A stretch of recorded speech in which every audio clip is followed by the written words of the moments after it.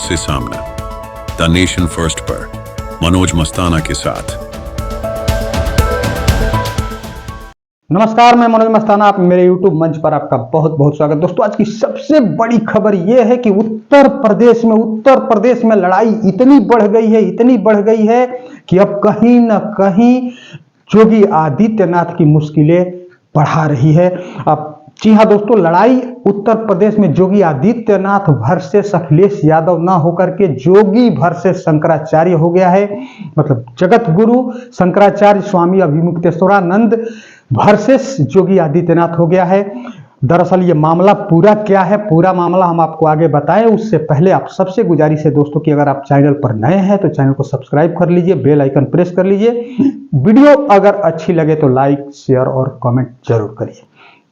आइए दोस्तों, खबर की तरफ बढ़ते हैं। सच्चाई यह है कि हिंदुओं के सर्वोच्च धर्मगुरु शंकराचार्य जी ने योगी आदित्यनाथ की मुसीबत आज की डेट में बढ़ा दी है दोस्तों। दरअसल कल का वाकया है कि कल जो आज 3 दिन से अन्न जल त्याग करके गंगा के किनारे अनशन पर बैठे धर्मगुरु शंकराचार्य को कल एक नोटिस मिलता है। नोटिस दिया जाता है। उस नोटिस में यह कहा जाता है कि आप तो शंकराचार्य नहीं हैं, फिर आप शंकराचार्य अपने आप को कैसे कह रहे हैं। जिसके बाद शंकराचार्य भड़क जाते हैं। भड़कने के बाद शंकराचार्य का एक बयान आता है, जरा सुन लीजिए। इस प्रमाण की आपको जरूरत है। ये प्रशासन तय करेगा कि हम शंकराचार्य हैं कि नहीं है। उत्तर प्रदेश का मुख्यमंत्री तय करेगा कि भारत का राष्ट्रपति तय करेगा। भारत के राष्ट्रपति को भी अधिकार नहीं है कि वो तय करे कि कौन शंकराचार्य है। शंकराचार्य का निर्णय शंकराचार्य करते हैं और हम निर्णित हैं। पुरी के शंकराचार्य जी ने हमारे बारे में कुछ नहीं कहा है। उन्होंने न तो कहा कि ये नहीं है और उन्होंने न तो कहा कि ये है। वो साइलेंट है। उनका जो एफिडेविट सुप्रीम कोर्ट में आया था, पहले बताया गया कि उन्होंने विरोध किया है। जब हम लोगों ने एफिडेविट की कॉपी निकाली, उसमें उन्होंने लिखा हुआ है कि हमसे कोई समर्थन मांगा नहीं गया, इसलिए हमने दिया नहीं है। उनका इतना ही वक्तव्य है। तो दो शंकराचार्यों का प्रत्यक्ष लिखित व्यवहारिक समर्थन और तीसरे पीठ के शंकराचार्य की मौन स्वीकृति हमारे साथ है। और कौन शंकराचार्य है ज्योतिष पीठ का, बताइए। स्वामी जी हम हैं ज्योतिष पीठ के शंकराचार्य, निर्विवाद रूप से हैं। और अगर कोई विवाद उठाता है इसका मतलब कि वो दूषित भावना वाला है। और अगर जो अपने आप को कहता है कि मैं ज्योतिष पीठ का शंकराचार्य हूँ, वो आकर के बात करे। जी हाँ, आपने शंकराचार्य को सुना। शंकराचार्य सीधे तौर पर कह रहे हैं कि योगी आदित्यनाथ पूछने वाला कौन होता है। ये राष्ट्रपति को भी अधिकार नहीं है जो वो हमारे बारे में पूछ सकते हैं कि हम शंकराचार्य हैं कि नहीं है। ये राष्ट्रपति भी नहीं पूछ सकते। शंकराचार्य कौन है नहीं है ये शंकराचार्य ही तय करेंगे।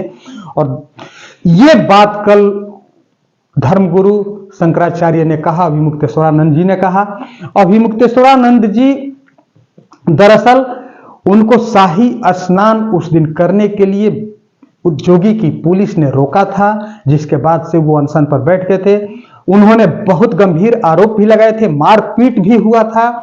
पुलिस, उत्तर प्रदेश पुलिस ने इनके बटुकों की पिटाई की थी, धर्मगुरु के बटुक की पिटाई की थी, लाठियां भाजी थी। इसका आरोप ये देख करके शंकराचार्य के फिर जो उनकी पालकी थी उसे खींच करके किनारे ले गया था, जिसके बाद से वो वही अनशन पर बैठ गए। और उन्होंने ये सीधे घोषणा कर दी कि योगी आदित्यनाथ माफी मांगेंगे तभी मैं गंगा स्नान करके फिर वापस लौटूंगा, नहीं तो यही अन्न जल त्याग करके अनशन करते रहूंगा। और कल तो हद ही हो गई कि कल एक नोटिस जाता है उनके पास कि आप तो शंकराचार्य है नहीं। सुप्रीम कोर्ट में मामला चल रहा है, तब आप अपने आप को शंकराचार्य कैसे घोषित कर रहे हैं। इसी पर वो भड़क करके ये बयान दिए, जिसे हमने पहले सुनाया, आप सुने। और अब बड़ी बात यह है दोस्तों कि ये धर्मगुरु शंकराचार्य को प्रधानमंत्री मोदी पांव छूते हैं, प्रणाम करते हैं। उस धर्मगुरु को, सर्वोच्च धर्मगुरु, हिंदुओं के सर्वोच्च धर्मगुरु को योगी आदित्यनाथ ने इतना अंडर एस्टिमेट कैसे किया और योगी आदित्यनाथ की इनके साथ खुन्नस क्या है।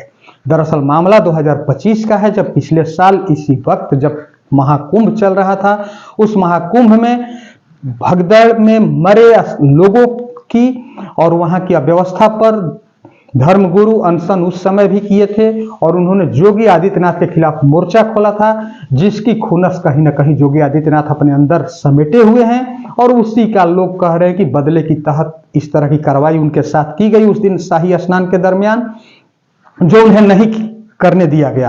अब तो हद तभी हो गई कि कल उन्होंने जब ये नोटिस उत्तर प्रदेश सरकार के तरफ से गया कि आप शंकराचार्य नहीं है तो फिर इस तरह का शंकराचार्य अपने आप को कैसे घोषित कर रहे हैं, उसके बाद से उन्होंने तीनों शंकराचार्य जो बाकी उनके अलावा तीनों शंकराचार्य हैं, धर्मगुरु हैं, उनसे उन्होंने बात किया, बड़े बड़े साधु संतों से उन्होंने बात किया और सब उनके साथ धर्मगुरु के साथ सब खड़े हैं और उन्होंने कल ही ये घोषणा किया कि 10-11 मार्च को वो दिल्ली में संसद के सामने जंतर मंतर पर धरना प्रदर्शन करेंगे। 10 और 11 मार्च को अनशन करेंगे।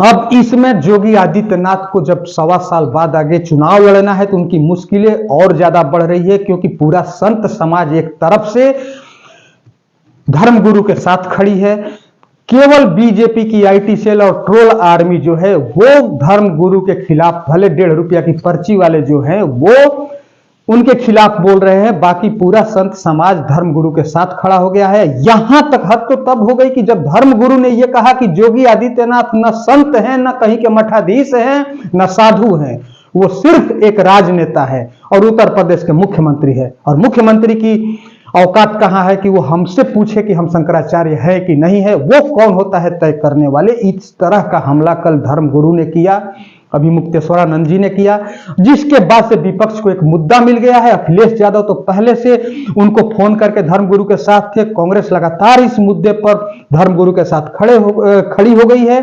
अब जरा पवन खेड़ा को सुन लीजिए कि किस तरह से पवन खेड़ा योगी आदित्यनाथ सरकार पर, उनके प्रशासन पर आरोप लगा रहे हैं। जो अत्याचार उत्तर प्रदेश में आप पिछले 48 घंटे से देख रहे हैं, क्या ये कोई मठ वाला बाबा कर सकता है? संत मठ वाले होते हैं, संत लठ वाले नहीं होते। ये लठ वाले आकर हमारे हिंदू धर्म पे कब्जा करके बैठे हैं, इन्हें माफ नहीं किया जाएगा। आज इनका एक नया अध्यक्ष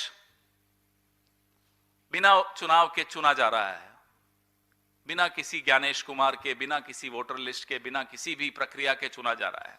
और आज संतों के आंसू गिर रहे हैं, श्राप लग रहा है। आज जो हो रहा है यह ऐतिहासिक है।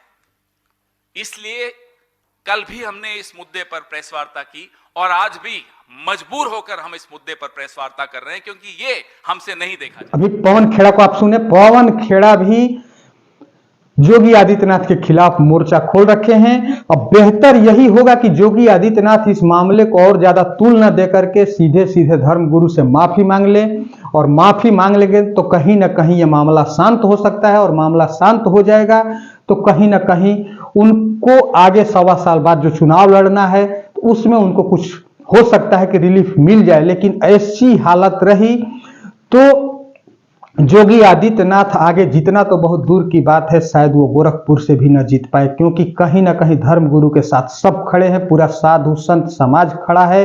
जिस हिंदुत्व की राजनीति बीजेपी करती है उसी हिंदुत्व का बंटाधार कर दिया है योगी आदित्यनाथ ने, धर्मगुरु से सीधे सीधे पंगा लेकर के उनके साथ टकराव बढ़ा करके। तो योगी आदित्यनाथ पर क्या राजनाथ सिंह अंकुश लगाने वाले हैं? क्या राजनाथ सिंह या जो प्रधानमंत्री मोदी इसमें हस्तक्षेप करके योगी आदित्यनाथ से माफी मंगवाएंगे?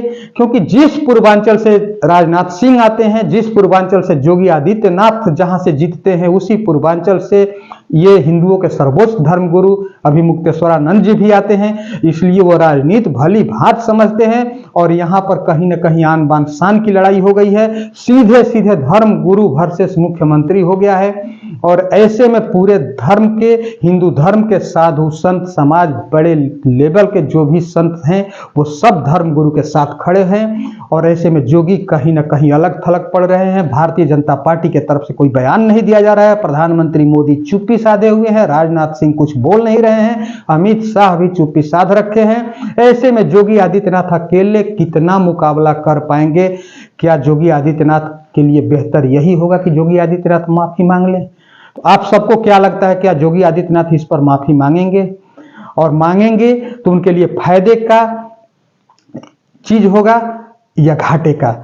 और अगर माफी नहीं मांगते हैं तो क्या योगी आदित्यनाथ का ये आखिरी टर्म है, क्योंकि उत्तर प्रदेश कहीं ना कहीं वो अगले टर्म में जब 1.25 साल बाद चुनाव होना है उसमें योगी आदित्यनाथ अपना टर्म खो देंगे, चुनाव हार सकते हैं योगी आदित्यनाथ। कहीं ना कहीं उत्तर प्रदेश की सबसे बड़ी लड़ाई आज नेशनल लेवल पर छाई हुई है, धर्मगुरु वर्सेस मुख्यमंत्री। तो ऐसे में योगी आदित्यनाथ और अभी मुक्तेश्वरानंद जी की लड़ाई योगी आदित्यनाथ का लंका लगा देगी। इन सब विषयों पर आप क्या सोचते हैं, आप अपनी राय कमेंट में जरूर दीजिए। साथ ही साथ दोस्तों, अगर आप चैनल पर नए हैं तो चैनल को सब्सक्राइब करिए, बेल आइकन प्रेस करिए। वीडियो अगर अच्छी लगे तो लाइक, शेयर और कमेंट जरूर करिए। बहुत बहुत धन्यवाद। नमस्कार।